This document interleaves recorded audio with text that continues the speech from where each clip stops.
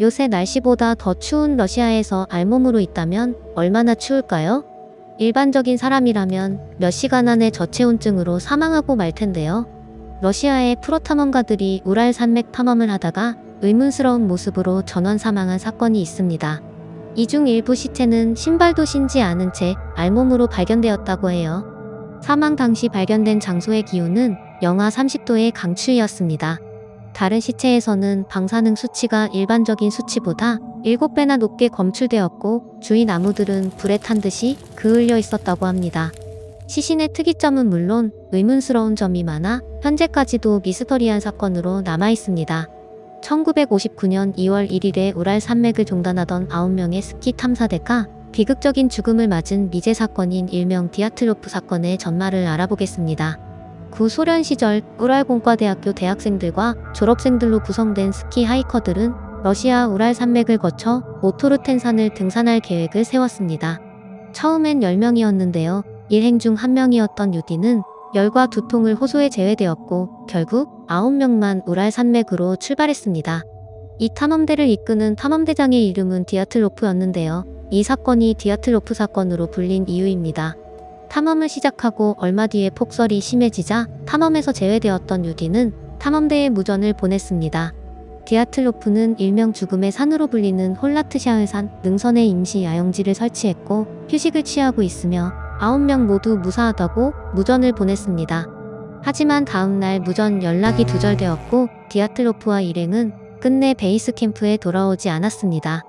이상하게 여긴 유딘의 신고로 실종자 수색을 시작했는데요. 9명 중 5명의 시신이 홀라트샤흐산 임시야영지에서 무려 1.5km나 떨어진 곳에서 발견되었습니다. 놀랍게도 영하 30도의 추위에 옷은 물론이고 신발도 없이 속옷 차림이었다고 해요. 그리고 임시야영지에 있던 텐트는 심각하게 훼손되어 있었는데 안에서 바깥으로 찢긴 걸로 미루어 보아 대원들이 안에서 다급하게 텐트를 찢은 것 같았습니다. 뭔가 긴급하게 탈출하려는 것처럼 말이죠. 러시아 추위의 무서움을 알고 있는 정상적인 러시아인이라면 텐트를 찢고 나가는 행동은 하지 않았을 것입니다. 그리고 얼마 뒤 내구의 시신도 멀리 떨어진 곳에서 발견되었습니다. 의문스러운 점들이 추가되었는데요. 그 내구의 시신들은 먼저 발견되었던 5명의 옷가지를 껴입고 있었고 그중 2구의 시신에서는 시속 60km로 달리는 자동차와 충돌해야 생길 수 있는 골절이 발견되었습니다. 그리고 방사능 수치도 7배나 높게 측정되었고요. 무리가 2개로 나뉘어서 멀찌감치서 사망한 점도 의문스럽고 이상한 점이 한두 가지가 아니었습니다. 하지만 임시야영지가 있던 곳은 사람이 잘 가지 않는 곳이었기에 험준한 산맥에서 무슨 일이 생긴 것인지 아무도 알 수 없었습니다. 탐험대의 의문스러운 죽음에 대해서 여러 가지 가설이 있는데요.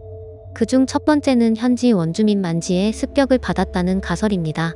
하지만 이들의 시신을 수습한 구조대 중 대부분이 원주민인 만지였고 텐트 안에 있던 귀중품이 남아있는 점으로 보아 이러한 가설은 설득력이 없어졌습니다. 두 번째 가설은 눈사태입니다. 눈사태가 발생하자 탐험대원들이 도망가기 위해 급하게 텐트를 찢었고 저체온증으로 다같이 사망한 것이 아니냐는 건데요.